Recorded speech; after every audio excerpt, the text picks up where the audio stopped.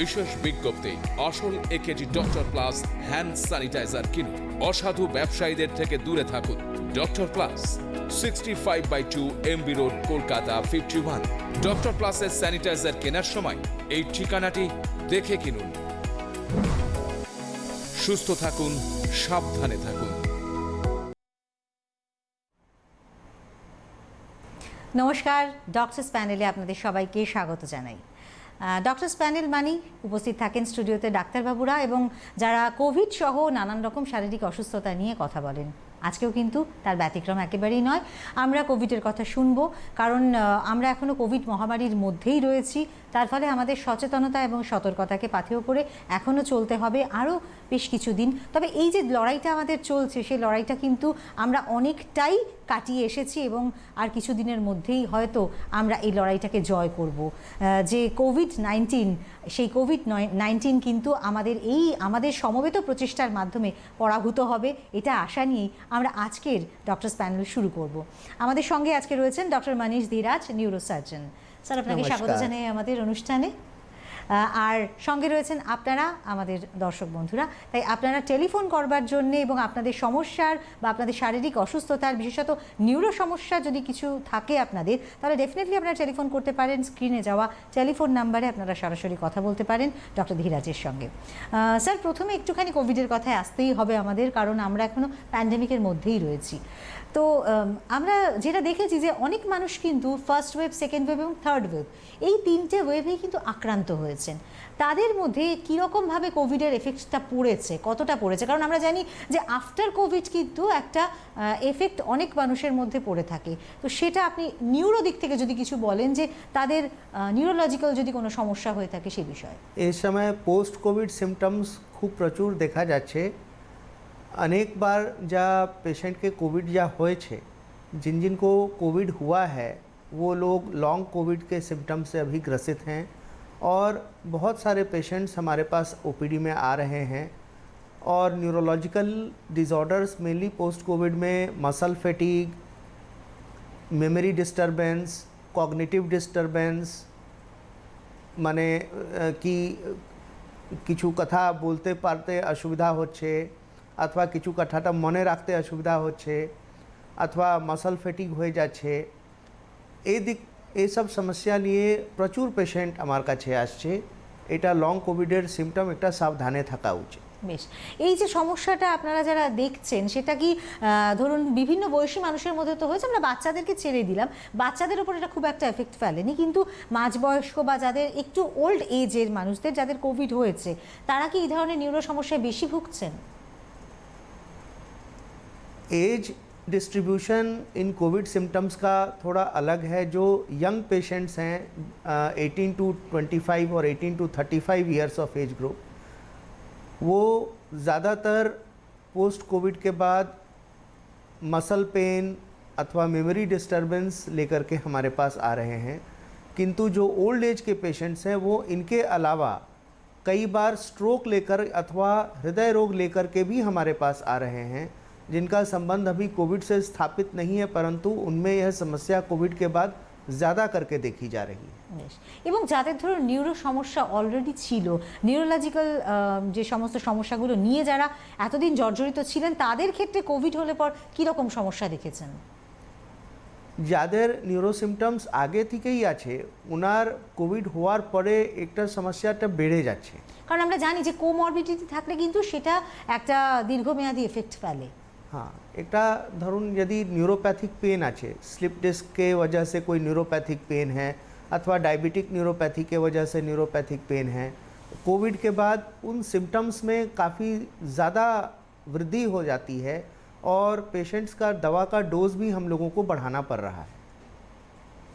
বেশ, আমরা এই কোভিডের কথা কিন্তু বারে বারে করে আপনাদেরকে বলে থাকি, কারণ এই যে কোভিড সিচুয়েশনে যারা কোভিড যাদের হয়েছিল তাদের ক্ষেত্রে নানান ধরনের সমস্যা হয়েছে এবং আফটার কোভিড যে এফেক্ট সেটা কিন্তু অনেকের ক্ষেত্রে দেখা গেছে। এবং এই যে পোস্ট কোভিড, বিভিন্ন হাসপাতালে কিন্তু পোস্ট কোভিডের জন্য একটা আলাদা করে ক্লিনিক খোলা হয়েছিল এবং সেখানে তারা ট্রিটমেন্ট নিয়েছেন। তো আমরা এবারে একটু নিউরোলজিক্যাল সমস্যার দিকে যাই, যেহেতু আপনি নিউরোসার্জন, তাই আপনাকে পেয়েছি যখন অবশ্যই ডেফিনেটলি আমরা নিউরোলজিক্যাল কিছু সমস্যা নিয়েও কথা বলবো। সেটা হচ্ছে নিউরোলজিক্যাল সমস্যা কি কি ধরনের হতে পারে?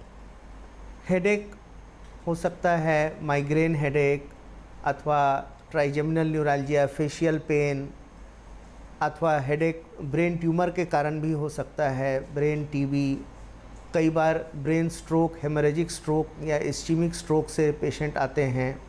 स्पाइन में स्पॉन्डाइलोटिक डिजीज़, जो एज रिलेटेड डिजेनरेटिव चेंजेस आते हैं स्पाइन में, स्लिप डिस्क, स्पाइनल टीबी अथवा स्पाइनल ट्यूबर्स के कारण भी न्यूरोलॉजिकल कॉम्प्रेशन के कारण पेशेंट्स न्यूरोसर्जन के पास आते हैं।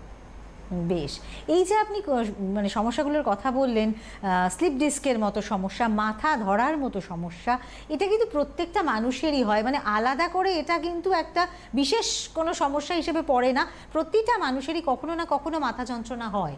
আমি যদি শুরুতেই এটা বলি যে মাথা যন্ত্রণা হওয়া মানে কি আমার কোনো নিউরো সমস্যা? এটা देखो বিভিন্ন কারণে তো মাথা যন্ত্রণা विभिन्न হতে कारण পারে। माथा यंत्रणा हो, किंतु जो सिर में दर्द हमें न्यूरोसर्जन को बताना चाहिए ज़रूर, वो एक अलग तरीके से प्रेजेंट करता है पेशेंट्स में।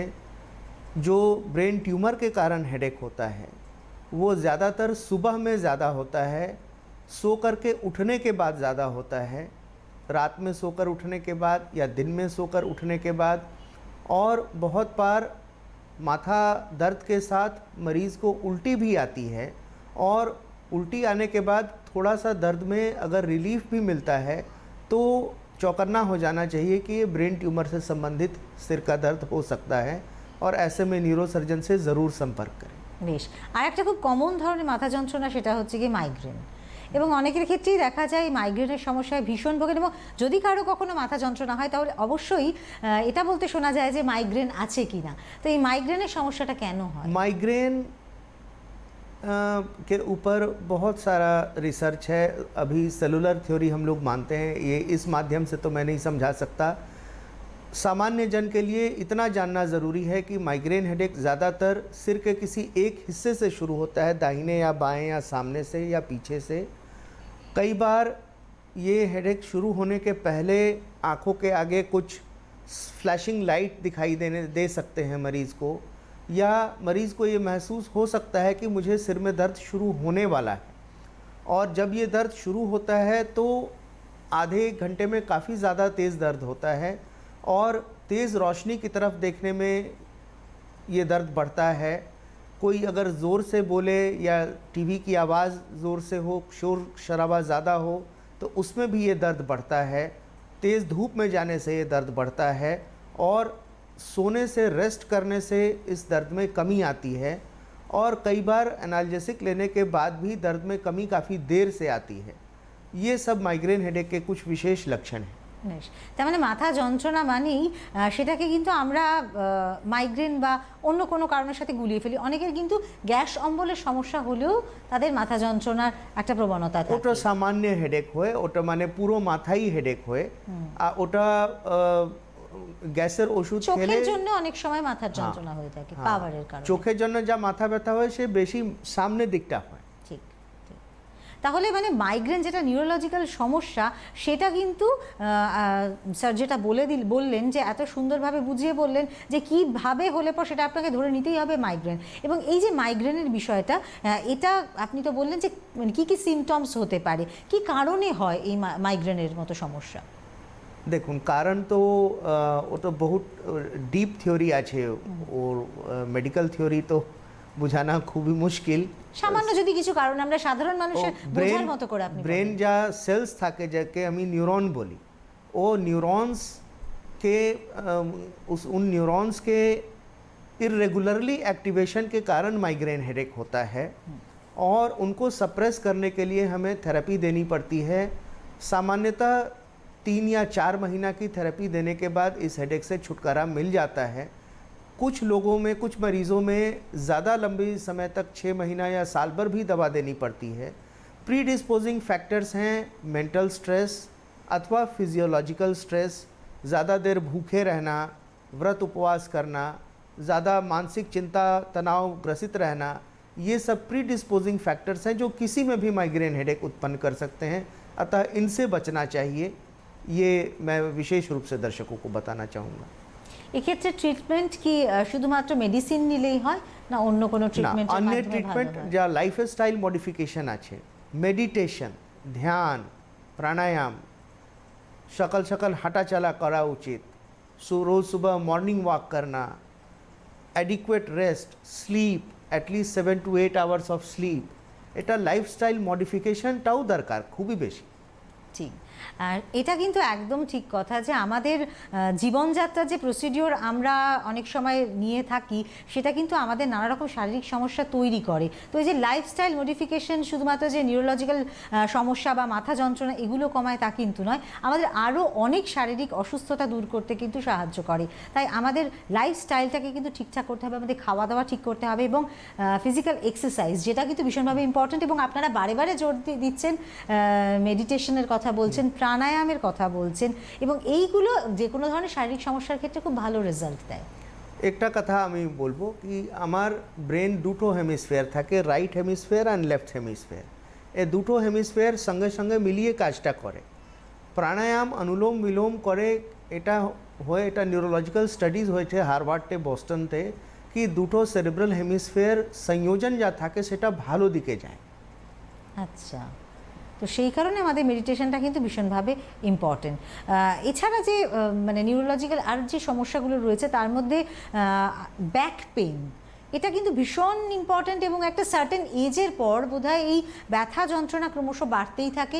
অনেক সময় অনেকে প্রচুর কাজকর্ম করেন, তাদের ক্ষেত্রেও হয়। একটু শুনতে চাইবো এই বিষয়টা নিয়ে। विश्व स्वास्थ्य संगठन এটা रिसर्च पेपर पब्लिश करे थे अनेक दिन आगे। उस रिसर्च पेपर में विश्व स्वास्थ्य संगठन ने कहा है कि सामान्यतः विश्व के 80% लोगों को कभी न कभी पीठ दर्द की समस्या से ग्रसित होना ही पड़ता है, और उन 80% मरीज़ों में 90% जो दर्द है पीठ का वो सामान्य कुछ पोस्चरल एडजस्टमेंट और सामान्य दवाइयों से ठीक हो जाता है। किंतु 10% जो कमर के दर्द के मरीज़ हैं उनमें कोई गंभीर बात जैसे स्पाइन टीबी अथवा स्लिप डिस्क अथवा स्पाइन ट्यूमर या आर्टेरियोवेनस मैलफॉर्मेशन, ये सब चीज़ें भी हो सकती हैं जिनको कि हम लोग फिर इन्वेस्टिगेट करके देखते हैं कि क्या डायग्नोसिस है पेशेंट का। किंतु कमर में दर्द ज़्यादातर पोस्चरल इरेगुलरिटीज़ के कारण देखने को होता है, जो बैठते समय हमारी आदत है। कोई भी आप योग गुरु का आप सुनिए, आप भाषण सुनिए या आप किताब पढ़िए, या हम लोग भी जो फिजियोथेरेपी कराते हैं वो हमारे मेरुदंड या स्पाइनल कॉलम को सीधा रखने पर बहुत ज़ोर देते हैं। किंतु आजकल देखा जाता है कि पढ़ते लिखते समय या बाइक चलाते समय या कार चलाते समय कंप्यूटर पे काज करते समय हम लोग ज़्यादातर झुक करके काम करते हैं। इस कारण से हमारे समाज में यह बीमारी एक महामारी के तरह एकदम फैल गई है, और मरीज़ों को हम समझाते हैं कि आप पहले अपना लाइफस्टाइल ठीक करिए तो ये अपने आप ठीक हो जाएगा। বেশ, আচ্ছা, এই যে নিউরোলজিক্যাল প্রবলেমসগুলো রয়েছে এগুলো ব্যথার বা কোনো আঘাত ইনজুরি থেকে হতে পারে। ফ্যামিলিতে যদি কোনো হিস্ট্রি থাকে তাহলে সেক্ষেত্রেও কি এর চান্সেস থাকে পেশেন্টদের মধ্যে? ফ্যামিলি হিস্ট্রি যদি আছে তাহলে একটু বেশি চান্সেস থাকে, খুব বেশি নেই, কিন্তু একটা কোরিলেশন দেখা গেছে। আচ্ছা, একটা স্মোকিং অথবা টোব্যাকোর সঙ্গে একটা কোরিলেশন খুব বেশি দেখা যাচ্ছে। ডিজেনারেটিভ ডিস্ক ডিজিজ অথবা ব্যাক পেন অথবা স্পাইন সার্ভাইকাল পেন, ঘরের ব্যথাটা যদি আপনি স্মোকিং করেন অথবা তম্বাকু কোনোভাবে ব্যবহার করেন, এটা আপনাকে প্রিডিসপোজিং ফ্যাক্টর আছে। বেশ, আমি বলতে চাইবো আমরা আজকে আলোচনা করছি বিভিন্ন নিউরো সমস্যা নিয়ে, যেগুলো খুব কমন সমস্যা এবং প্রত্যেকেরই প্রায় কখনো না কখনো এই ধরনের সমস্যার সম্মুখীন হতে হয়, বা পরিবারের কারো কিন্তু এই ধরনের সমস্যা কখনো না কখনো দেখাই যায়। তাই এই বিষয় নিয়ে যদি আপনাদের কিছু জিজ্ঞাসা থাকে তাহলে ডক্টর ধীরাজ রয়েছেন, তার সাথে কথা বলতে পারেন। টেলিভিশন স্ক্রিনে যাওয়া যে টেলিফোন নাম্বার রয়েছে তাতে কিন্তু টেলিফোন করে আপনারা কথা বলতে পারেন। আমরা যে বিষয়গুলোতে কথা বলছিলাম যে এর নানান রকম তো কারণ রয়েছে, নিউরো যে ডিসঅর্ডার্সগুলো রয়েছে অনেকের জন্মগত কিছু ত্রুটি থাকে, তো সেই বিষয়টা নিয়ে যদি একটু বলেন আমাদের। एकटा आपने बहुत अच्छा सवाल पूछा है। कॉन्जेनाइटल मैलफॉर्मेशंस जो न्यूरल ट्यूब डिफेक्ट्स होते हैं वो जो गर्भ में भ्रूण तैयार हो रहा होता है, तो शुरुआत के 4 हफ्ते में ही जो ब्रेन और स्पाइनल कॉर्ड का फॉर्मेशन है वो लगभग हो जाता है।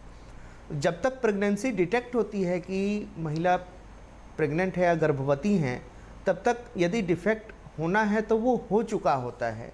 इस कारण हमें विशेष सावधान रहने की ज़रूरत है।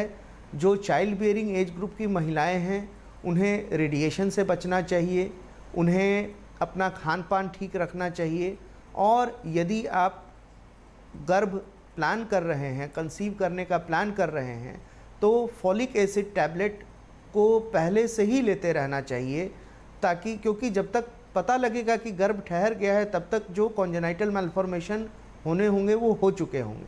इसमें फॉलिक एसिड जो विटामिन है इसकी रोकथाम में बेहद सहायक है और उसका व्यवहार बेहद ज़रूरी है।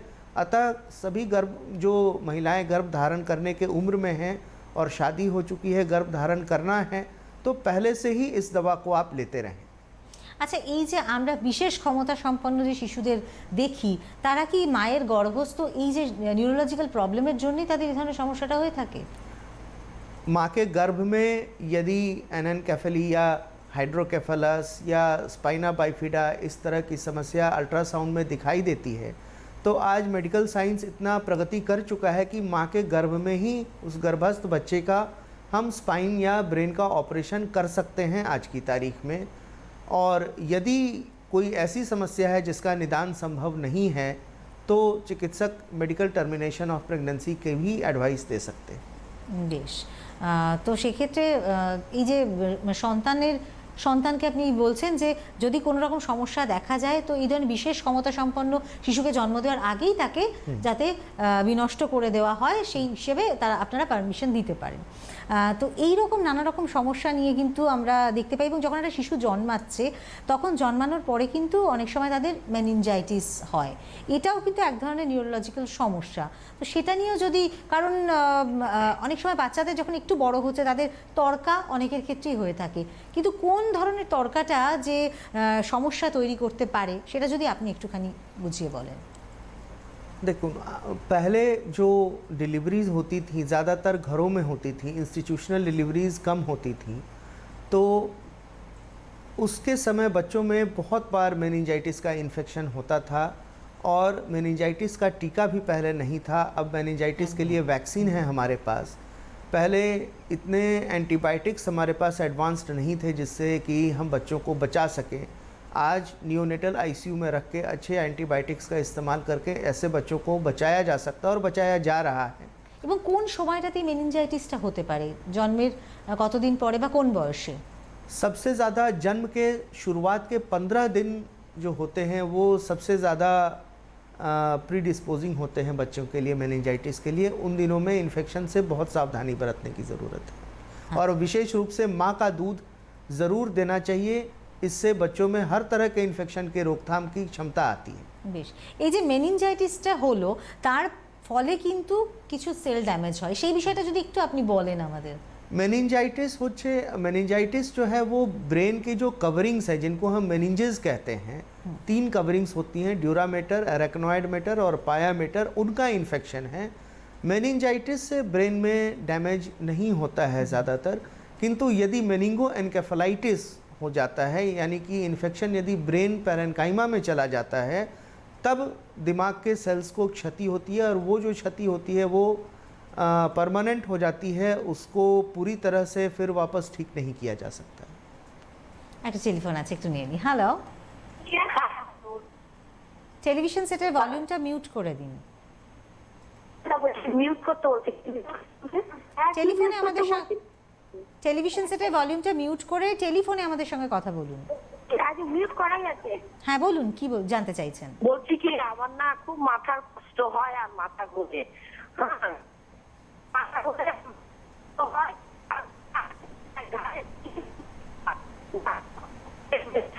হ্যালো, হ্যাঁ হ্যাঁ, আপনার মাথা যন্ত্রণা করে তাই তো? হ্যাঁ, মাথা যন্ত্রণা করে না, মাথার ভিতরে একটা কিরকম একটা অস্বস্তি ভাব, কষ্ট হয়। আচ্ছা, আপনার বয়স কত? 55। আচ্ছা, আপনি কি হাউসওয়াইফ নাকি ওয়ার্কিং? আপনি হাউসওয়াইফ নাকি ওয়ার্কিং? আপনি বাড়িতেই থাকেন? আচ্ছা, বেশ, কিছু জিজ্ঞাসা রয়েছে। বলেছেন মাঝে মাঝে কি মাথা মাথায় একটু ঘুরছে। অসহ্য একটা, মানে উনি ঠিক বলতেও পারছেন না, বোঝাতেও পারছেন না, কিছুটা সমস্যা হয়, কিন্তু মাথা যন্ত্রণা বা সেরকম টাইপের কিছু না, কিন্তু অস্বস্তি হয়। वर्ष कत আছে? 55। 55 ईयर्स के एज में यदि सिर में दर्द है तो थोड़ा सावधानी की ज़रूरत है, क्योंकि कई बार एक बिनाइन ट्यूमर होता है मेनिंजियोमा, उस कारण से महिलाओं में ये ट्यूमर ज़्यादातर की देखा जाता है और इसको ऑपरेशन से पूरी तरह से ठीक किया जा सकता है। अगर दवाओं से नहीं ठीक हो रहा है तो एक सीटी स्कैन करा के ज़रूर देख लेना चाहिए। বেশ, আমরা মেনিনজাইটিসের প্রসঙ্গে ছিলাম, সেখানে আপনি বলছিলেন যে ব্রেনের যে সেল কিছু ড্যামেজ হচ্ছে বা নার্ভ কিছু ড্যামেজ হওয়ার পরে কি ধরনের প্রভাব ফেলে সেটা? ब्रेन में अलग अलग जो हिस्से हैं वो अलग अलग काम करते हैं। जैसे ये फ्रंटल कॉर्टेक्स है, इसका काम एग्जीक्यूटिव फंक्शन है, कॉग्निटिव फंक्शन है, मतलब कि जो हमारे हायर मेंटल फंक्शंस हैं, कहाँ कब क्या बोलना है, कहाँ कब क्या नहीं बोलना है, अथवा जो इन्हिबिशन है कि सोसाइटी में क्या नहीं करना है, ये सब फ्रंटल लोब से होता है। फ्रंटल लोब के पीछे के हिस्से में हमारे हाथ पैर के ताकत का कंट्रोल नियंत्रण होता है। उसके पीछे सोमैटोसेंसरी कॉर्टेक्स होता है, जिससे कि अपोजिट साइड की बॉडी का जो सेंसेशंस है वो हम फील कर पाते हैं, टच, पेन, टेम्परेचर सेंसेशंस। उसके पीछे विजुअल कॉर्टेक्स होता है, जहाँ पर कि हमारी आँखों में जो इमेज बनता है वो हम परसीव करते हैं, देखते हैं। ऑडिटरी एरिया होता है जहाँ से हम सुनते हैं। ब्रोकाज एरिया है जहाँ से हमारा लैंग्वेज फंक्शन होता है। तो जिस एरिया में भी क्षति होती है, कुछ इमोशनल सेंटर्स हैं, जैसे पेपेज सर्किट ब्रेन के काफ़ी भीतर होता है, तो डिपेंडिंग अपॉन कि किस एरिया में क्षति हुई है उस स्फीयर ऑफ लाइफ में हमें कमी देखने को मिलती है और धीरे धीरे उसमें सुधार आता है 6 महीने से 2 साल में, लेकिन पूरी तरह से उसको पहले जैसा कर पाना बहुत मुश्किल होता है, क्योंकि ब्रेन के सेल्स रीजनरेट नहीं करते हैं। एक बार अगर वो मर जाते हैं तो उनका फिर रिप्लेसमेंट नहीं हो पाता है। আচ্ছা, এই যে নিউরোলজিক্যাল সমস্যাগুলো, সেগুলোর ক্ষেত্রে কি কি ক্ষেত্রে সার্জারির প্রয়োজন রয়েছে এবং কি কি ক্ষেত্রে শুধুমাত্র ওষুধ খেতে হবে, এবং এটা কি কিউরেবল না সারা জীবন ওষুধ খেতে হবে? না, এটা ডিপেন্ড করে patient to patient and individual two individual. কোনো রকম অসুবিধা থাকলে, जैसे सीजर डिसऑर्डर 2 বছর যদি ওষুধ পেশেন্ট খায় একটাও যদি সিজার না আসে, খিচুড়ি না আসে, তাহলে আস্তে আস্তে মেডিকেশনস के ডোজ কম করে ওকে বন্ধ করা যায়। একটা টেলিফোন আছে, একটু নিয়ে নিই। Hello hello, hello. হ্যাঁ, কে বলছেন? হ্যাঁ, আমি পুরুলিয়া থেকে বলছি। আমার ছেলের সম্বন্ধে বলবো। বলুন। হ্যাঁ, বলছি আমার ছেলে না রাত্রেবেলা একদম ঘুমোতে পারে না। উনি মাঝে মাঝে ওকে নিউরো ডাক্তার দেখানো হয়েছে, ওষুধও খায়, কিন্তু পুরো গোটা রাত্রে জেগে থাকে। কত এটা বয়স কেন ছেলে? হয়? মানে ওই 24-এর মতো। আচ্ছা, এটা কবে থেকে হচ্ছে? কতদিন থেকে হচ্ছে এই ধরনের সমস্যা? অনেকদিন হচ্ছে, 1 বছর হলো। আর বলে মাঝে মাঝে বলে হাত পা ঠান্ডা হয়ে যাচ্ছে, ভয় লাগে, এরকম বলে। রাতে একদমই ঘুমোয় না। বেশ, দেখুন, এটা যদি ব্রেনের সিটি স্ক্যান যদি কিছু কোনো গম্ভীর সমস্যা অথবা না, রোগ ব্রেনের নেই, ডক্টর ব্রেনের পরীক্ষা করানো হয়েছে, বলেছে নিউরোর কিছু। আচ্ছা, যদি ব্রেনের সিটি স্ক্যান নর্মাল আছে তাহলে এটা মানসিক তনাওজন্য হতে পারে, অথবা যদি ব্রেনের সিটি স্ক্যান করা দরকার আছে, ব্রেনের সিটি স্ক্যান করে স্পেশালি সেলার রিজন, যা আমি বলি আপনি তো বুঝতে পারবেন না, কিন্তু ব্রেনের CT scan plain and contrast করা খুবই বেশি দরকার। কারণ 1 বছর হয়ে গেছে, 24 ইয়ার্স এজ আছে, 24 বছর আছে। হ্যাঁ, এটা মানে এটাকে একটু গম্ভীরতা সে নিতে হবে এটা। ধন্যবাদ টেলিফোন করার জন্য। আসলে যে ঘুম না আসার মতো সমস্যাটা, 24 বছরের ছেলে, ওর ঘুম আসছে না, এই সময় পড়াশুনোর চাপ থাকতে পারে, বা সে যদি ছেলে হয় তার একটা চাকরি পাবার একটা চাপ থাকতে পারে, এই যে বিভিন্ন মেন্টাল কারণগুলো। উনি বলছেন না ব্রেনের কোনো সমস্যা নয়, তাহলে সেক্ষেত্রে আপনি কনসাল্ট করছেন ওনাকে যে উনি যেন একটা কোনো সাইকিয়াট্রিস্ট বা এই ধরনের মানসিক যে রোগ বিশেষজ্ঞ রয়েছে, সাইকোলজিক্যাল কাউন্সেলিং দরকার আছে ডেফিনেটলি সেটা। কারণ সেটা ব্রেনের যদি কোনো কারণ না হয়ে থাকে, সেই বিষয়ে হতে পারে ওর কোনো মানসিক চাপ রয়েছে যেটা হয়তো আপনাকে বোঝাতে পারছে না। বেশ, আমরা তো এই সমস্যায় ছিলাম। আসলে মাথা থাকলে মাথা যন্ত্রণা তো থাকবে, এবং সেই যন্ত্রণা নিয়ে আমরা কিন্তু চিকিৎসকের দ্বারস্থ হতে হয়। অনেক সময় সেই যন্ত্রণা এতটাই গাঢ় হয়ে যায়। তো যে বিষয়টাতে আমরা ছিলাম, যে বিষয়টা আলোচনা হচ্ছিল যে বাচ্চাদের ক্ষেত্রে এই যে মেন্টাল প্রেশার এবং এই যে ধরুন কোভিডের পরে কিন্তু বাচ্চাদের ক্ষেত্রেও একটা যেটা সমস্যা হচ্ছে সেটা হচ্ছে বাচ্চারা দীর্ঘদিন তো একটা স্কুলের যায় না, তাদেরকে এখন স্কুলে যেতে হচ্ছে। তো এই সময়টা কিন্তু তাদেরও কিছু সমস্যা হচ্ছে, সেই বিষয়টা নিয়ে যদি কিছু বলেন আমাদের, তাদের মধ্যে কী ধরনের সমস্যা হচ্ছে এবং সেক্ষেত্রে কী বা করুন। এইটা সমস্যা হচ্ছে অ্যাডজাস্টমেন্ট প্রবলেমটা, है ना। बच्चा बहुत दिन तक ऑनलाइन क्लास कर रहा था और अब अचानक से उसको स्कूल में वो जाता है तो पूरा का पूरा इन्वायरमेंट, उसका जो एजुकेशनल इन्वायरमेंट है, it is completely changed. School में फ्रेंड्स दोस्त होते हैं, टीचर्स के साथ फेस टू फेस कांटेक्ट होता है। ऑनलाइन क्लास में बच्चे घर में रहते थे, स्कूल से उनका संपर्क टूट गया था। अब एक नए इन्वायरमेंट में एडजस्ट करने में उनको समस्या होती है। अच्छा, कुछ बच्चे ऐसे भी हैं जो घर में रहने के कारण ओबेसिटी के भी शिकार हो गए हैं, क्योंकि फिजिकल एक्टिविटी बिल्कुल बंद हो गई थी। আচ্ছা, একটু স্যার থামাবো কারণ একজন দর্শক বন্ধু আছেন। হ্যালো। হ্যালো ম্যাডাম, হ্যাঁ, ডাক্তারের সাথে একটু কথা বলবো। আমার বড় মেয়ের একটু ছোট বাচ্চা হয়েছে, বেবি বয়, হ্যাঁ, 1.5 মাসের সন্তান। হ্যালো, আমরা শুনতে পাচ্ছি, বলুন। হ্যাঁ, একটু বাচ্চা হয়েছে, বেবি বয়, 1.5 মাসের বয়স। যে এই যে ব্রেন বিষয়ে বলছেন ডাক্তার, নিউরো বিষয়ে, তো আজকাল তো মেয়ে কিছু জানে না, ছোট বাচ্চাকে কিরকম সামলা যায়।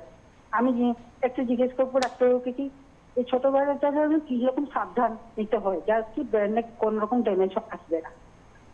আচ্ছা, মানে উনি প্রিভেনশন হিসেবেই জানতে চাইছেন। ধন্যবাদ টেলিফোন করার জন্য। সঙ্গে বাচ্চাটা 1 মাসের হয়েছে, ছেলেটা কি কি এই যে ছোট ইয়ং ফার্স্ট বেবি তো বুঝতে পেরেছি। হ্যাঁ, দেখুন, সর্বপ্রথম তো বাচ্চা যা बालिशे सोए, वो बालिश जो पहले हमारे दादी नानी सरसों का जो तकिया इस्तेमाल किया करती थी, उससे बच्चे के सिर पर ज़्यादा दबाव नहीं पड़ता है और सिर गोल होता है। दूसरा, बच्चा जब थोड़ा लुढ़कने लगेगा बिस्तर पे, तो बिस्तर के दोनों तरफ कुछ गद्दा रखना होगा ताकि वो अगर गिर भी जाए तो उसको चोट नहीं लगे सिर में, क्योंकि 24 घंटा 7 दिन कोई बच्चे के पास रहे ये बहुत बार संभव नहीं हो पाता है। किसी न किसी कारण से बच्चा कभी न कभी अकेला छूटता है और ऐसे में बच्चा गिर सकता है। ये एक सावधानी है। बच्चे को माँ का दूध 6 महीने तक ज़रूर पिलाते रहें, ये बहुत ज़रूरी है बच्चे के इन्फेक्शन से बचाव के लिए। दूसरा, जो टीकाकरण का जो शेड्यूल है उसको समय पर ज़रूर पूरा करें और उसको कभी ना भूलें। अगर भूल हो जाए तो वापस जाके नर्स से पूछ करके या डॉक्टर से पूछ करके उसको पूरा कराएं। ये अभी बहुत मौलिक सावधानियां हैं जो इस समय आपको रखनी चाहिए। এই যে আপনি ভ্যাকসিনেশনের কথা বললেন, আমি একটু জানতে চাইবো, কারণ আমরা সরকারি যে সমস্ত ভ্যাকসিনগুলো দেওয়া হয় সেগুলো ছাড়া অনেকে তো যাদের সামর্থ্য নেই তারা হয়তো সরকারি ভ্যাকসিনগুলোই দিলেন, কিন্তু যদি এক্সট্রা কিছু ভ্যাকসিন যারা দিতে চাইছেন সেটা যদি একটু বলে দেন। কি ধরনের? ইনফ্লুয়েঞ্জা আর মেনিঙ্গোকোকাল ভ্যাকসিনটা, এই দুটো ভ্যাকসিন পিডিয়াট্রিশিয়ান রেকমেন্ড করে, যখন রেকমেন্ড করে তখন দেওয়া দরকার থাকে। বেশ, তো এই দুটো ভ্যাকসিন কিন্তু আপনি যদি আরেকবার বলে দেন, কারণ দর্শক যদি মিস করে গিয়ে থাকেন। মেনিঙ্গোকোকাল ভ্যাকসিনটা, ইনফ্লুয়েঞ্জা ভ্যাকসিনটা।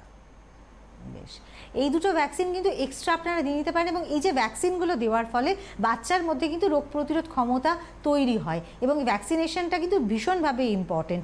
এবং যেটা স্যার বললেন যে কীভাবে আপনি বাচ্চাকে রাখবেন, এই যে ধরুন হয়তো বাচ্চা পড়ে গেল, এই যে কোনো চোট আঘাত সেই সময় হয়তো কোনো সমস্যা হলো না, কিন্তু সেটা হয়তো ভবিষ্যতে কোনো সমস্যা তৈরি করতে পারে এবং বাচ্চাদের ক্ষেত্রে তো পড়ে যাওয়ার ঘটনা প্রায়শই হয়। যদি বাচ্চা পড়েই যায় তাহলে এটা দেখতে হবে কি বাচ্চাকে মাথা ব্যথা কোথায় হচ্ছে।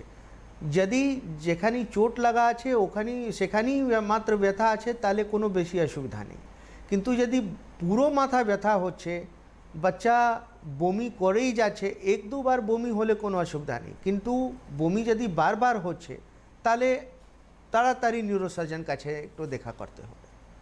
ঠিক, এবারে একটু অন্য ধরনের সমস্যায় আসি, কারণ এই তো গরমকাল আসছে এবং এই সময় কিন্তু অনেকের স্ট্রোক হবার প্রবণতা দেখা যায় এবং অনেকেই কিন্তু এই স্ট্রোক মানে হলে পর ঠিক বুঝতে পারে না, কিন্তু ব্রেন স্ট্রোক হওয়াটা কিন্তু একটা ভীষণ মারাত্মক ব্যাপার এবং হলে পর অনেক সময় মানুষকে বাঁচানো সম্ভবপর হয় না এবং যদি বা বাঁচে তাহলে প্যারালিসিসের শিকার হতে হয়। তো এই বিষয়টা যদি একটু বলেন, কারণ গরম আসছে এবং শুধু গরম বলে নয়, এই সময়টা অনেকে বাইরে থাকেন, সেই সময়টা এই সমস্যা তৈরি হয়, যদি একটু বলেন ब्रेन स्ट्रोक ब्रेन स्ट्रोक का जो सबसे इनिशियल आरंभिक सिम्टम्स है उनको जानना सबके लिए बेहद ज़रूरी है। शुरू में यदि ऐसा लगे कि चेहरे का एक तरफ का नियंत्रण नहीं हो पा रहा है या चेहरा एक तरफ डेविएट हो रहा है या बात बोलने में कथा बोला समय कथाटा जुड़िए जाच्छे, स्लरिंग ऑफ स्पीचटा होच्छे, अथवा यदि हाथे आमी चाय कप धरेছি कपটা কাঁপছে, হাঁটা চলা করার সময় ব্যালেন্স ঠিক মতন পাচ্ছি না, এসব স্ট্রোকের আরম্ভিক সিমটমটা হচ্ছে। একটা সিমটম হচ্ছে সাবঅ্যারাকনয়েড হেমারেজ यदि হয় তাহলে খুব বেশি माथा व्यथा হয়, है ना। यदि सबअराकनॉइड हेमरेज होता है तो उसमें मरीज़ को बहुत ज़्यादा सिर में दर्द विद इन फ्यू सेकेंड्स होता है। इस तरह का यदि सिर में दर्द होता है जो कुछ सेकंड्स में ही बहुत ज़्यादा हो गया हो तो तुरंत डॉक्टर को दिखाना चाहिए। और जो सिम्टम्स मैंने बताए, अगर इस तरह का कोई सिम्टम्स हो तो तुरंत डॉक्टर को दिखाना चाहिए। ऐसे में वो सीटी स्कैन करा सकते हैं और अगर एमआरआई की सुविधा अब उपलब्ध है तो एमआरआई कराना भी ज़्यादा बेहतर होता है, क्योंकि एमआरआई में ब्रेन में जो परिवर्तन हो रहा होता है वो ज़्यादा जल्दी पकड़ में आती है। আচ্ছা, এই ক্ষেত্রে অবশ্যই আসবে প্রিভেনশনের কথা, কারণ prevention is better then cure আমরা সবাই জানি। তো সেক্ষেত্রে এই যে স্ট্রোক জাতীয় জিনিস বা আরও যে ধরনের সমস্যাগুলো, আমাদের কিন্তু প্রিভেন্ট করবার জন্য আমাদের একটু সচেতন হতেই হবে। সেক্ষেত্রে কী করণীয়? सर्वप्रथम तो अपना लाइफ स्टाइल को ठीक रखना बहुत ज़रूरी है। आधा घंटा moderate intensity exercise at least 5 days a week। Hydration maintain रखना बहुत ज़रूरी है। आपने देखा होगा बीच में मैंने भी थोड़ा सा पानी पिया था। At least 2 to 3 liters of fluids every day लेना सबके लिए बहुत ज़रूरी है। Sleep 7 to 8 hours of sleep is very essential. Mental stress हमारे जीवन का एक हिस्सा बन चुका है, परंतु उसको इतना हावी ना होने दे कि वो हमारे स्वास्थ्य पर असर करे, ये ख्याल रखना ज़रूरी है। আচ্ছা, আমরা প্রিভেনশনের প্রসঙ্গে আসছি, কিন্তু কোনো দর্শক বন্ধু আছে, একটু কথা বলে নি। হ্যালো হ্যালো, হ্যাঁ নমস্কার, কে বলছেন? নমস্কার, আপনাকে আমি বহুদিন বিশ্বাস করছি। একটু জোরে বলুন, শুনতে পাচ্ছি না। মানে বললাম আমি বহুদিন বিশ্বাস জলপাইগুড়ি থেকে। আপনার কথাটা কিন্তু পরিষ্কারভাবে আমাদের কাছে পৌঁছচ্ছে না। অভিজিৎ বিশ্বাস জলপাইগুড়ি। আচ্ছা বলুন, কি জানতে চাইছেন? ম্যাম বললাম, মানে আমার গত 13 দিন আগে জ্বর ছিল, জ্বরটা এখন কমে গিয়েছে। আমি কি এখন কি ভ্যাকসিন নিতে পারি? আর বললাম যে আমার হলো 15 বছর বয়স। কত বছর বয়স? 15 বছর বয়স। আচ্ছা, 15 বছর বয়স, ভ্যাকসিন নিতে পারবে কিনা সেটা জানতে চাইছো, তাই তো? জ্বর কবে হয়েছে? 13 দিন আগে জ্বর ছিল। কতদিন আগে? আর একবার 13 দিন। আমাদের কাছে না সত্যি পরিষ্কার হচ্ছে না কথাটা, আরো একবার। 13 দিন। 13 দিন। यदि 2 सप्ताह ज्वर ना आसे, মানে 2 সপ্তাহ পুরো হয়ে যায়, তাহলে আপনি ভ্যাকসিনটা নিতে পারেন। বেশ, আর একজন ফোন করেছেন, একটু শুনে নি। হ্যালো হ্যালো, মন্ত্রী দিলীপ পাল বলছি। হ্যাঁ বলুন।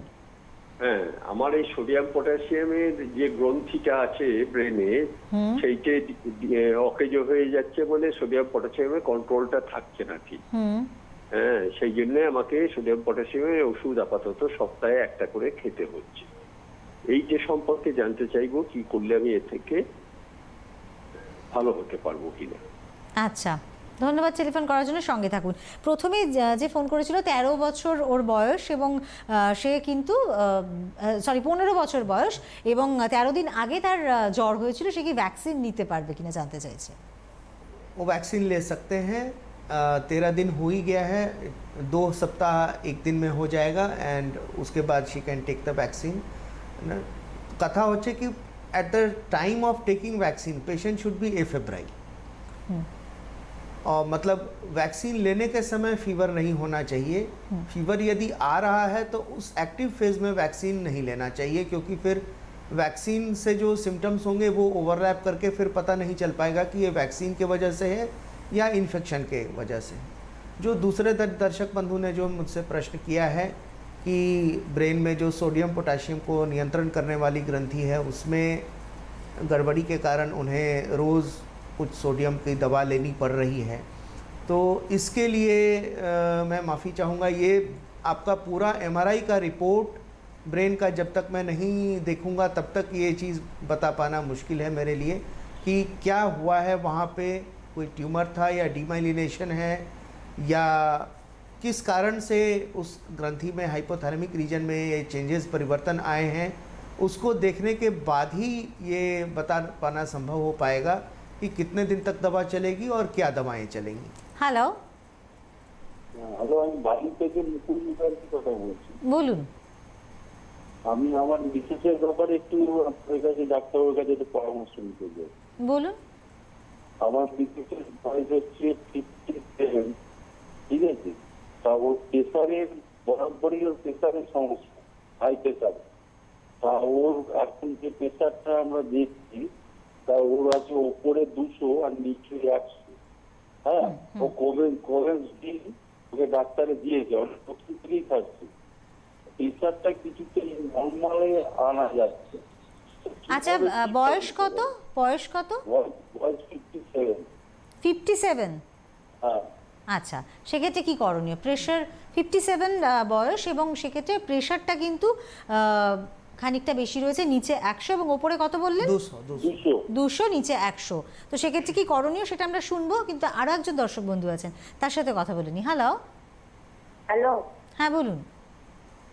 নমস্কার। নমস্কার, বলুন। আমার নাম সুমিতা ঘোষ, আমি শ্যামবাজার থেকে বলছি। হ্যাঁ বলুন। আমার একটু নার্ভের প্রবলেম হয়েছে, আমার ডান হাতটা খুব ঝিঝি ধরে যাচ্ছে। হ্যাঁ, আমি আঙুলগুলো আমার অবশ হয়ে যাচ্ছে, আর পায়েসটা শুয়ে থাকলে পায়ের শিরাটা প্রচন্ড টান হচ্ছে। হ্যাঁ, তা আমি তো ডাক্তারবাবুকে জানতে চাই, আমি তো ওষুধ খাচ্ছি,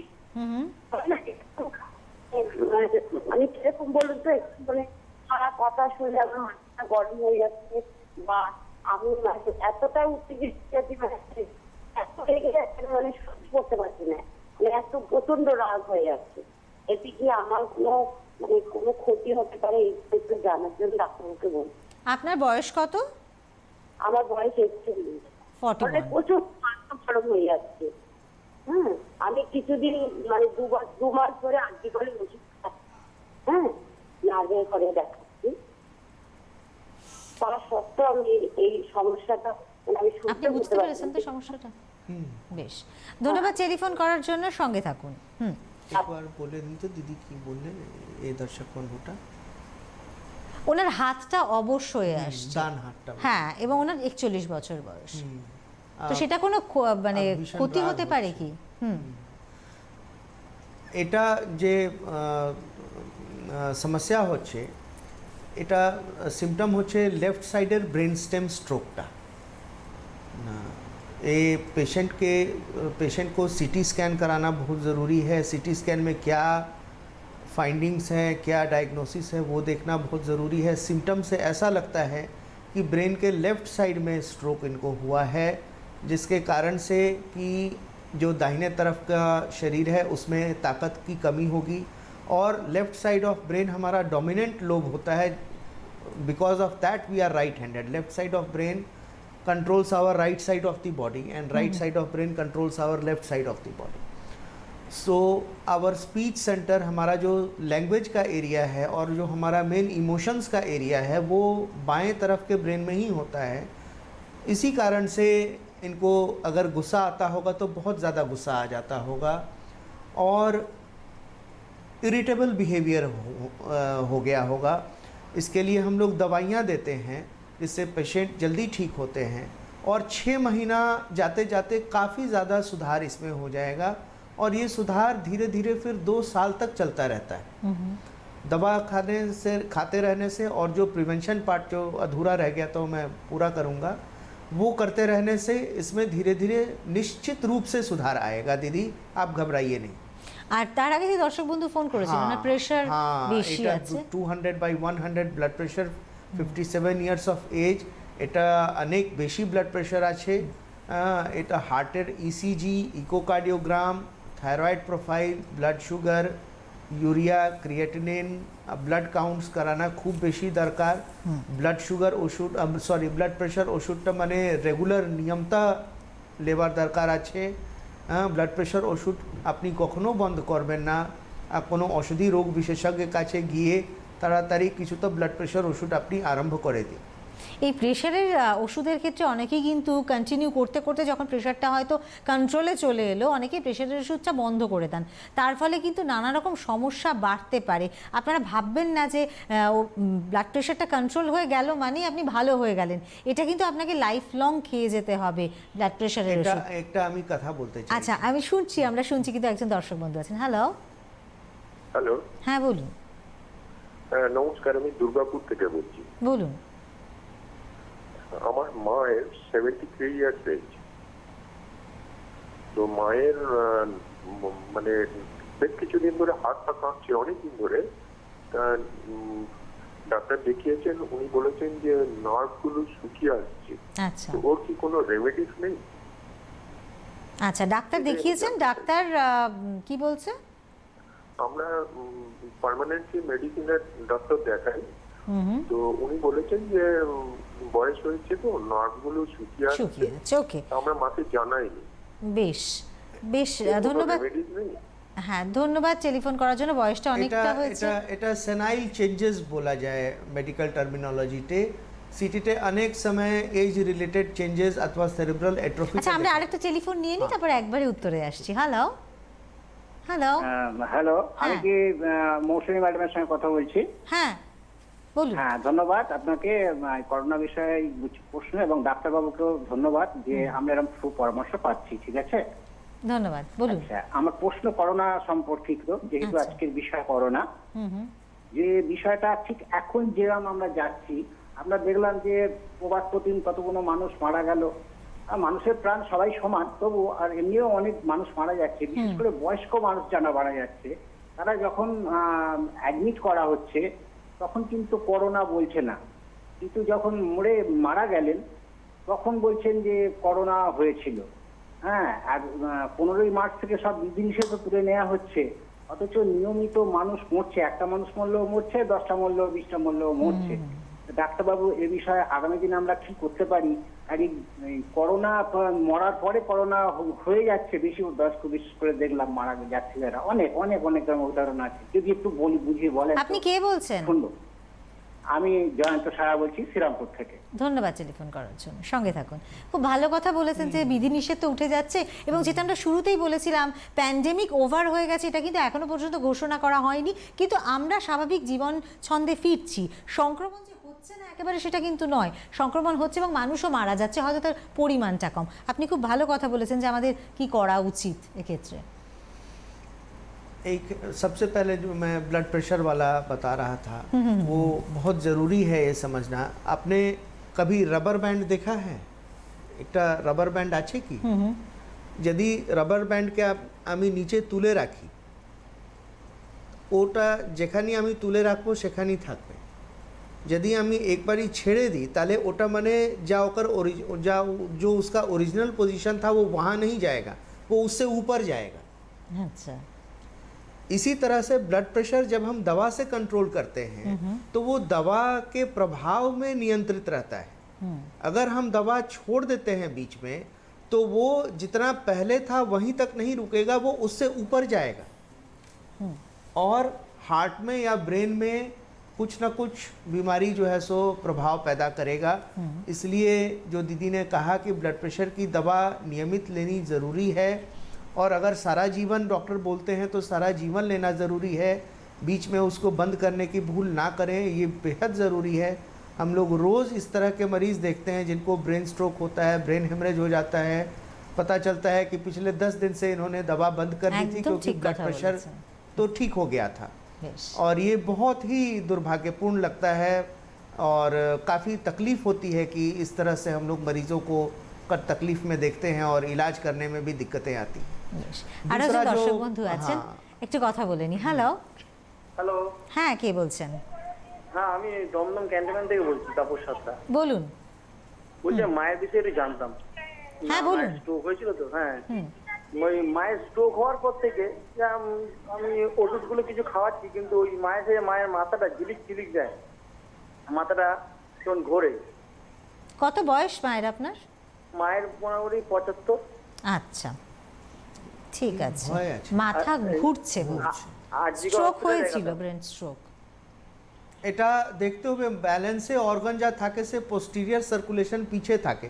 যদি পোস্টিরিয়ার ধন্যবাদ টেলিফোন করার জন্য, সঙ্গে থাকুন। হ্যাঁ, পোস্টিরিয়ার সার্কুলেশন মধ্যে যদি স্ট্রোক হয় তাহলে ব্যালেন্সে প্রবলেম থাকে আর মাথাটা ঘুরে। কিছুদিন মাথা ঘুরা ওষুধ চলে 2 মাস 3 মাস, তারপরে এই সমস্যাটা 80-90% সমাধান হয়ে যায়। বেশ। 10% তো কিছু সমস্যা থাকবে, কিন্তু 80-90% এটা ঠিক হয়ে যাবে। আচ্ছা, আমাদের দুজন দর্শক বন্ধুর প্রশ্নের কিন্তু উত্তর দেওয়া হয়নি। একজনের মায়ের হাত পা কাঁপছে, তো সেটা উনি জানতে চাইছিলেন যে সেক্ষেত্রে কি করণীয়। সেটা ডাক্তার বলছেন যে নার্ভ শুকিয়ে যাচ্ছে, তো এটা কি পার্কিনসন্স ডিজিজ? না, সেটা বলা उचित नहीं। अच्छा। सेरेब्रल एट्रोफी जा हो जैसे जैसे हमारा उम्र बढ़ता है, हमारा जो ब्रेन के नर्व सेल्स हैं they tend to die out, और जो ब्रेन का फंक्शन है वो डिक्रीज होता चला जाता है, और उसी तरह से जो हाथ पैर का जो नियंत्रण करने वाले जो न्यूरॉन्स हैं उनके कामकाज में इनकोऑर्डिनेशन आता है। फॉर एग्जांपल, जैसे जब मैं ये ग्लास उठा रहा हूँ तो एक मसल ग्रुप कॉन्ट्रैक्ट कर रहा है, दूसरा मसल ग्रुप ये पीछे वाला रिलैक्स कर रहा है। इसके बीच में अगर कोऑर्डिनेशन नहीं होगा तो मेरा हाथ कांपेगा। तो अगर जैसे उम्र 60-70 के पार अगर जाती है तो ब्रेन में अगर नर्व सेल्स की कमी होती है, जिसको सेरेब्रल एट्रोफी कहते हैं, तो ये हाथ कांपने की समस्या आती है। और इसमें कुछ दवाएं जैसे प्रोप्रेनोलॉल, सिटिकोलिन, ये हम लोग देते हैं, जिससे कुछ सुधार तो आता है ज़रूर, लेकिन थोड़ी समस्या रहती है। ये जो डॉक्टर साहब ने, उन्हें चिकित्सक बंधु ने कहा है, वो ठीक ही कहा है कि कुछ एक समस्या থাকবে, কিন্তু কিছু ইমপ্রুভমেন্টটাও হবে। বেশ, আরো একজন দর্শক বন্ধু আছেন। হ্যালো। হ্যালো, হ্যাঁ বলুন, কে বলছেন? আমি এই ঠাকুরপুর থেকে বলছি, ট্রে বাস স্ট্যান্ড থেকে। বলুন। আমার নাম রণজিৎ পাল।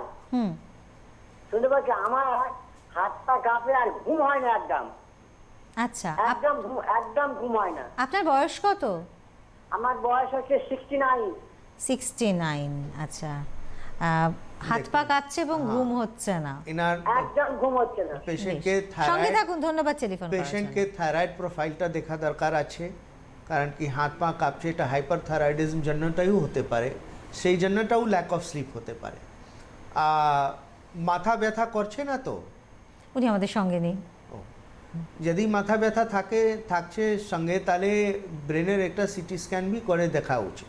বেশ, আর একজন দর্শক বন্ধু ফোন করেছিলেন যে কোভিড সিচুয়েশন, হ্যাঁ কোভিড সে বিষয়ে জানতে চাইছিলেন, আপনি যদি একটু হ্যাঁ আমি বলছি। কোভিডের জন্য দেখুন, একটু প্যান্ডেমিক তো ওভার হয়ে গেছে, কিন্তু যা कोविड के लिए जो सावधानी रखना है वो अभी छोड़ना नहीं है। मास्क पहने रखना और सामाजिक दूरी बना करके रखना, बीच बीच में हाथ को सैनिटाइज करते रहना और हाथ धोते रहना, ये बेहद ज़रूरी है। अभी भी हम इसको नहीं छोड़ सकते हैं, क्योंकि बचाव ही, जो दीदी ने कहा, बचाव इलाज से ज़्यादा महत्वपूर्ण है। और जो हमारे दर्शक बंधु ने कहा कि बहुत सारे मरीज़ हैं जिनको कि अस्पताल में एडमिशन के समय कोविड नहीं पाया जाता, किंतु दुर्भाग्यवश उनकी अगर मृत्यु हो जाती है तो पता चलता है कि अरे इनको तो कोविड में इन्फेक्शन था। इसमें एक फैलेसी है कि जो हमारा रैट एंटीजन टेस्ट है वो, उसका सेंसिटिविटी 100% नहीं है। इवन जो RT-PCR टेस्ट है, वो जो स्वाब है वो हमें नाक के काफ़ी भीतर से लेना पड़ता है, जिसमें मरीज़ को काफ़ी कष्ट होता है, और कई बार मरीज़ अपना शरीर हिला देते हैं तो वो पीछे तक स्वाब पहुंच नहीं पाता, तो ऐसे में फॉल्स नेगेटिव रिजल्ट्स आ जाते हैं। और चिकित्सक जो हैं वो तो सिम्टोमेटिक ट्रीटमेंट करते हैं, लेकिन जो इंटरल्यूकिन 6, डी डाइमर, ऐसे ये सब जो कराना होता है कोविड के मरीज़ों में वो नहीं हो पाता, और बीमारी की गंभीरता का हम ठीक से पता नहीं कर पाते, और ज़्यादा गंभीर होने पर कई बार मरीज़ की मृत्यु भी हो जाती है। तो इस विषय में सावधान रहना ज़रूरी है, हम चिकित्सकों को भी सावधान रहना ज़रूरी है। विशेष रूप से हमारी टीम जो नारायणा में है वो बहुत ज़्यादा सचेत रहती है, और ज़रा सा भी अगर संदेह होता है तो हम लोग कोविड टेस्ट को रिपीट करते हैं, या फिर हम लोग इंटरल्यूकिन 6 और D dimer covid test negative होने के बाद भी मरीज़ का करा लेते हैं। আচ্ছা, আমাদের আরও দর্শক বন্ধুরা রয়েছেন সঙ্গে। হ্যালো। হ্যালো, হ্যাঁ, কে বলছেন? আমি উত্তরাখণ্ড থেকে পুষ্প দাস বলছি। হ্যাঁ, বলুন। আমার না সবসময় গলাটা শুকিয়ে যায়, জিভের গোড়াটা শুকিয়ে যায়, রাতে শুলে জিভের গোড়াটা শুকিয়ে যায়, খালি মনে হচ্ছে যেন সবসময় খালি জলই খাই। জিভের গোড়াটা খুব শুকিয়ে যায়, আর একদম মাথার উপরটা না খুব যন্ত্রণা করে, যেন লাগে যেন বমি আসে, এরকম যন্ত্রণা করে। আপনার বয়স কত? মাথার উপর আমার বয়স 45। আচ্ছা, 45। কিছু জিজ্ঞাসা? এই অসুবিধাই হয়, খালি বমি ভাবটাও লাগে কি মাথা ব্যথা? হ্যাঁ, উনি বলছেন একটু যেন মনে হয় বমি হবে। দেখুন আপনার বমি হয় না। না না আপনার আচ্ছা, আরেকজন দর্শক বন্ধু আছেন, তার ফোনটাও একটু আমরা নিয়ে নিই। হ্যালো। হ্যালো, হ্যাঁ, কে বলছেন? আমি হুগলি খন্নাম থেকে বলছি। বলুন। হ্যাঁ, আমার ওই নিউরো প্রবলেম মনে হচ্ছে, মানে ওই চায়ের কাপ ধরলে একটু হালকা হাতটা ভাইব্রেট হয়, আর যখন মানে পা থেকে হাঁটু থেকে তলার দিকটা একটু অবস্থায় একটু হালকা হালকা পেন টাইপ প্রবলেমগুলো হচ্ছে। ইনফ্যাক্ট আমি কোভিড সেকেন্ড ভ্যারিয়েন্টে আমি ডেল্টা ওমিক্রনে আক্রান্ত হয়েছিলাম। আচ্ছা, এটা কি কোভিড হওয়ার পরেই আপনি খেয়াল করছেন? না, এই নিউরো প্রবলেমটা আগে থেকেই ছিল। আচ্ছা। এখন তো কোভিডের পর কিছুটা প্রেশার বেড়েছে, খুব যে বেড়েছে তা নয়। আমি একটু সাজেশন চাইছি ডক্টর সাহেব। আপনার বয়স কত? আমার 47। আচ্ছা, কত বয়স? কত? 47, তাই তো? 47। ধন্যবাদ টেলিফোন করার জন্য। কিছু জিজ্ঞাসা রয়েছে? আচ্ছা, আপনার কি ডায়াবেটিস রয়েছে? না, আমার কোনো কোমরবিডিটি নেই, কোনো ডায়াবেটিস, কোনো আদার্স কিছু নেই। ধন্যবাদ টেলিফোন করার জন্য, সঙ্গে থাকুন। এটা কিন্তু দেখতে হবে নার্ভ কন্ডাকশন ভেলোসিটি করে কি যা কমন পেরোনিয়াল নার্ভ আছে অথবা কিছু স্পাইনাল লাম্বার স্পন্ডাইলোসিস জন্য কোনো রেডিকুলোপ্যাথি তো নেই, যে এখন যা বলেছেন কি আমার পাটা আবাস হয়ে যাচ্ছে না, সেটা মানে নার্ভ কন্ডাকশন ভেলোসিটি করে একটু দেখতে হবে। আচ্ছা, আগে যে পেশেন্ট ফোন করেছিলেন কি মাথা ব্যথা করছে, বমি ভাব লাগছে, গলাটা শুকিয়ে এবং গলা শুকিয়ে আসছে, এটার জন্য মানে পেশেন্টকে সিটি স্ক্যান উইথ কন্ট্রাস্ট করা খুবই বেশি দরকার। কারণ আছে কি এটা যে আমি বললাম কি যদি মাথা ব্যথার সঙ্গে বমি ভাবটা লাগে তাহলে ওটা মানে কিছু অন্য ডিফারেন্সিয়াল ডায়াগনোসিসটাকে রুল আউট করা দরকার থাকে। CT scan brain plain and কন্ট্রাস্টটা আপনি করিয়ে রাখুন, আপনি কোনো নিউরোলজিস্ট সঙ্গে যোগাযোগ করুন। বেশ। আর আমাদের যে দর্শক বন্ধু হুগলি থেকে ফোন করলেন, আপনার যে পায়ের হাঁটু থেকে নিচের দিকটা অবশ হয়ে আসছে, আপনার নিউরো সমস্যা রয়েছে, সেক্ষেত্রে ডাক্তারবাবু যেটা বললেন সেটা কিন্তু আপনাকে একটু ডাক্তারের সাথে কনসাল্ট করা প্রয়োজন, এবং তিনি দেখে এটাকে বুঝবেন যে কী ধরনের সমস্যা আপনার। কারণ এই ধরনের ওভার দ্য টেলিফোন কিন্তু এই বিষয়টা বলা সম্ভবপর নয় যে কেন এই সমস্যাটা হচ্ছে। আপনার কোভিডও হয়েছিল আপনি বললেন, এবং এই যে আফটার কোভিড কিন্তু কিছু কিছু কমপ্লিকেশন মানুষের বেড়েছে। मैंने पहले ही कहा है कि जिनको न्यूरो की समस्या है, कोविड होने के बाद उनकी समस्या बढ़ती हुई हम लोग देख रहे हैं, और अगर दवा चल रही है तो दवाओं की डोज भी बढ़ानी पड़ रही है। বেশ, আমরা প্রিভেনশনে ছিলাম, যেখানে অনেক দর্শক বন্ধুর ফোন অ্যাটেন্ড করতে গিয়ে আমরা সেই বিষয়টা একটু থামিয়ে দিতে হয়েছিল। আপনি যদি আরেকবার বলেন। হ্যাঁ, লাইফস্টাইল মডিফিকেশনটা আমি বলেছিলাম।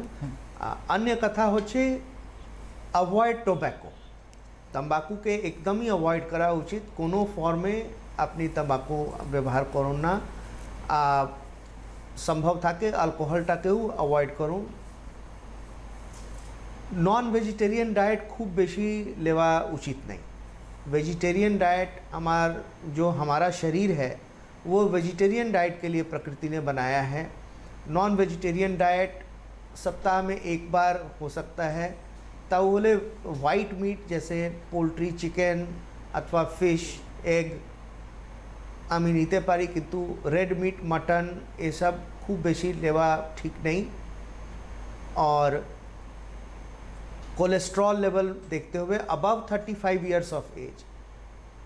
বডি একটা চেকআপ দরকার থাকে ব্লাড প্রেশার আর ডায়াবেটিস জন্য। যদি সঙ্গে ব্লাড প্রেশার আর ডায়াবেটিস আছে তাহলে ওকে ভালো उसको अच्छे से उसको कंट्रोल में रखना बेहद ज़रूरी है, ताकि आगे चल कर के ये स्ट्रोक और ब्रेन हेमरेज या इस्कीमिक स्ट्रोक की संभावना ना हो। অসংখ্য ধন্যবাদ ডক্টর ধীরাজ, আপনি যেভাবে সুন্দরভাবে দর্শক বন্ধুদের বুঝিয়ে দিলেন এবং প্রচুর দর্শক বন্ধু ফোন করলেন, তারা কিন্তু তাদের প্রশ্নের উত্তর খোঁজবার চেষ্টা করলেন এবং ডক্টর ধীরাজ কিন্তু সেই প্রশ্নের উত্তর সবটাই দিলেন। আপনাদেরকে এই অনুষ্ঠানের শেষে একটাই বার্তা দিতে চাইব যে আমাদের প্রচণ্ডভাবেই সতর্ক থাকতে হবে, সজাগ থাকতে হবে এবং সচেতন থাকতে হবে, এবং প্রোটোকল যেটা রয়েছে কোভিড প্রোটোকল সেটা কিন্তু আমাদের মেনটেন এখনও করতে হবে, তবেই কিন্তু আমরা ভালো থাকতে পারবো। আজকের মতো আমাদের ডক্টরস প্যানেল এখানেই শেষ করছি। সবাই ভালো থাকুন, সুস্থ থাকুন, নমস্কার। বিশেষ বিজ্ঞপ্তি, আসল AKG doctor plus hand sanitizer কিনুন, অসাধু ব্যবসায়ীদের থেকে দূরে থাকুন। Doctor plus 65/2 MB road, Kolkata 51। Doctor প্লাসের স্যানিটাইজার কেনার সময় এই ঠিকানাটি দেখে কিনুন। সুস্থ থাকুন, সাবধানে থাকুন।